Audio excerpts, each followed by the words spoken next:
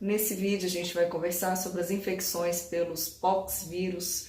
Vamos começar falando sobre o mais famoso deles, que é o vírus da varíola, né? Então a varíola, ela aterrorizou o mundo, ela foi responsável por mais de 500 mil de mortes só na Europa medieval. Os primeiros registros da varíola datam aí de 1500 anos antes de Cristo e até o século passado ela ainda era um problema, né?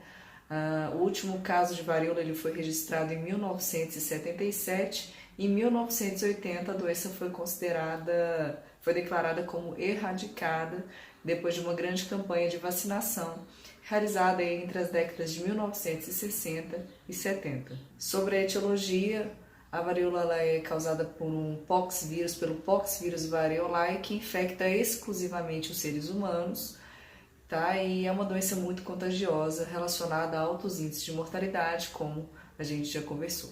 A transmissão da varíola pode acontecer através de gotículas ou aerosóis, menos comumente acontece através do contato com o conteúdo das vesículas.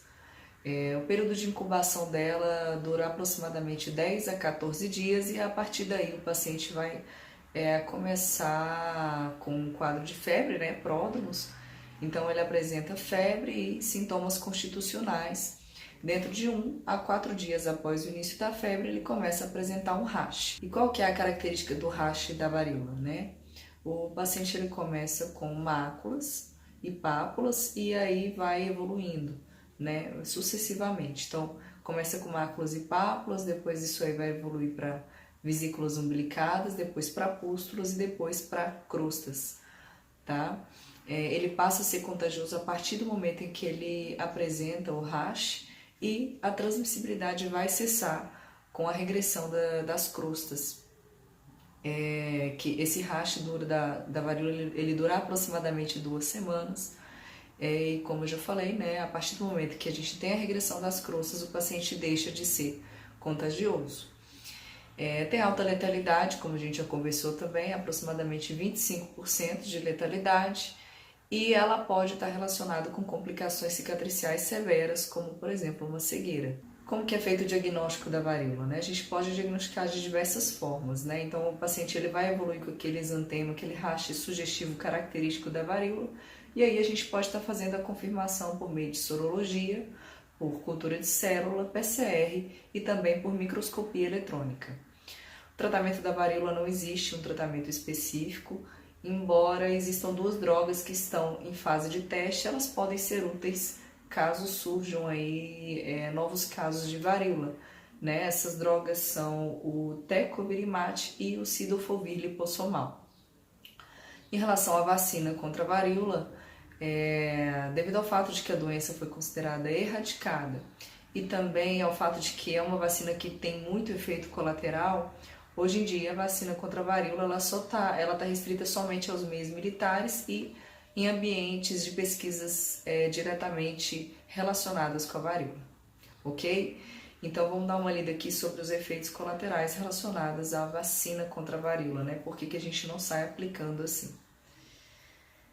A gente tem a vacina progressiva, que são quando o paciente vai manifestar uma necrose na área da vacina.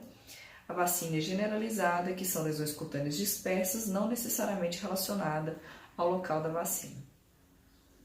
O eczema vacinato, que é uma disseminação local ou generalizada do vírus em pacientes com atopia. A gente tem também a miocardite, pericardite, pode acontecer por conta da vacina, e também uma encefalite. Vamos falar agora então sobre o vírus da vacina, né? Que assim como o vírus Cowpox, são 2 agentes causadores de doenças em bovinos. No caso da vacina, ela vai gerar lesões ali na mama da vaca, que pode ser transmitido ao homem através do contato direto, tá? Geralmente ali na hora da ordenha, né? Então, quando o homem tem contato com essas lesões na mama da vaca, né, por vacina, ele vai manifestar as lesões nos mesmos locais onde houve o contato. Então, geralmente são pessoas que trabalham com ordenha, né, têm o hábito de ordenhar o leite da vaca e vão manifestar lesões nas mãos e nos braços.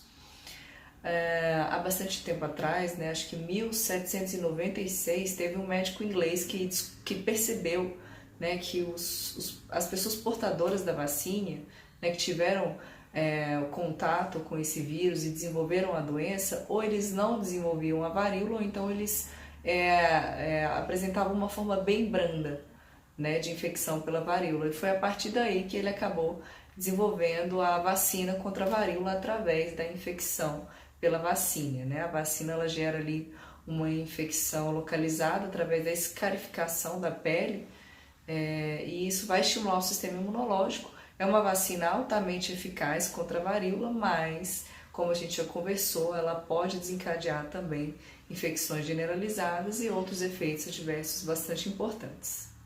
Então, a partir dessas considerações, né, de que a vacinação contra a varíola está relacionada a efeitos adversos importantes, não ficou mais recomendado o uso rotineiro da vacina, como a gente já conversou. Isso traz também muita preocupação, né, porque a maioria da população é suscetível à varíola, né, e aí a gente tem medo do reaparecimento da doença. Através de cepas, né, que são cultivadas em laboratório, existe também uma preocupação em relação ao fato desse vírus poder ser utilizado como arma biológica em guerras e também em ataques terroristas, né? Quando o ser humano é meio doido, a gente tem que ter medo. Então a notícia boa é que existem novas vacinas com vírus atenuados sendo estudadas, e essas vacinas mostraram bastante segurança ao uso em pacientes que são atópicos, né, e portadores do vírus HIV, que são pacientes geralmente propensos ao surgimento dos efeitos adversos com o uso da vacina tradicional. Então vamos conversar agora sobre o Cowpox, né, que é uma doença causada pelo Cowpox vírus, que é uma dermatozoonose rara, acomete principalmente gatos e seres humanos. Ela geralmente é autolimitada, mas como sempre, né, em pacientes imunodeprimidos, portadores de dermatite atópica, ela pode acabar se agravando, né? Então, tomar formas aí bastante severas e até mesmo fatal. Então, o Cowpox vírus ele é transmitido ao homem através do contato direto, tá? Do homem com um animal infectado.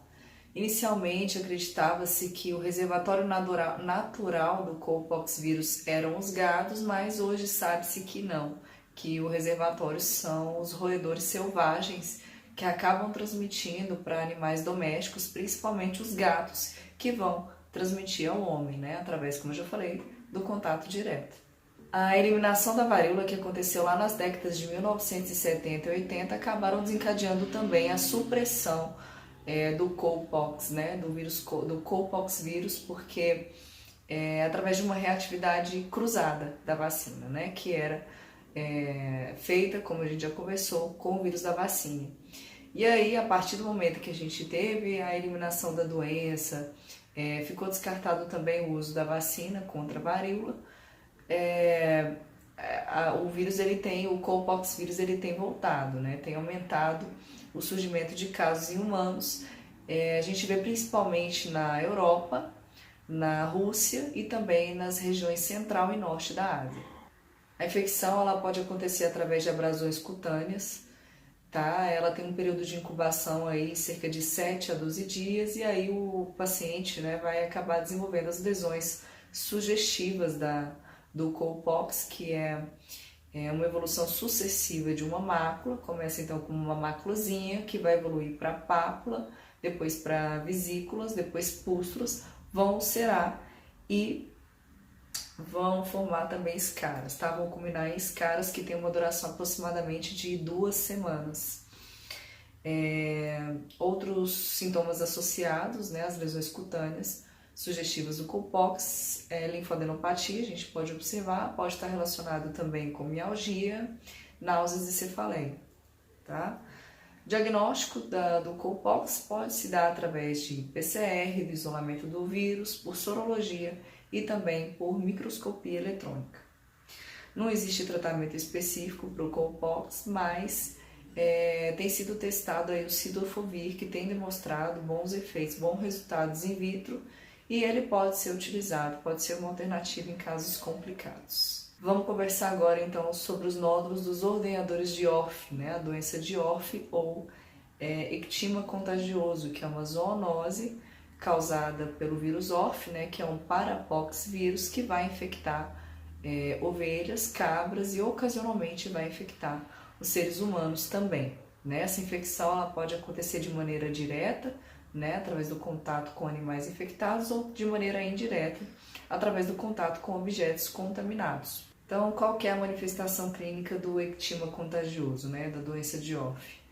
Depois do período de incubação, que pode variar aí de 3 a 14 dias, 3 a 14 dias o paciente vai evoluir com uma pápula eritematosa que vai adquirindo o aspecto de lesão em alvo. Ela vai evoluir para um nódulo exudativo com uma umbilicação central e pode estar associado com linfangite, geralmente está associado com uma linfangite.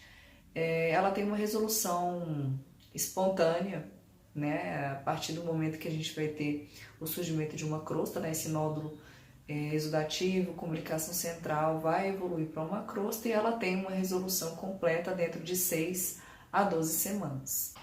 O diagnóstico é clínico, né, através das lesões sugestivas associado ao histórico de contato com animais, né? Mas em casos duvidosos a gente pode estar fazendo a confirmação através de histopatológico, também por sorologia, microscopia eletrônica e por PCR dos fluidos intralesionais, tá? O tratamento da doença de ORF é suporte, né? Como a gente já conversou, a doença tem evolução espontânea dentro de 6 a 12 semanas, mas em casos selecionados a gente pode estar fazendo uso do imiquimod tópico, ok? Ocupações de risco para o desenvolvimento dessa doença são pastores, veterinários, fazendeiros, que mais? Açougueiros também são considerados ocupações de risco. E a medida preventiva mais eficaz é o uso da luva quando for entrar em contato com os animais.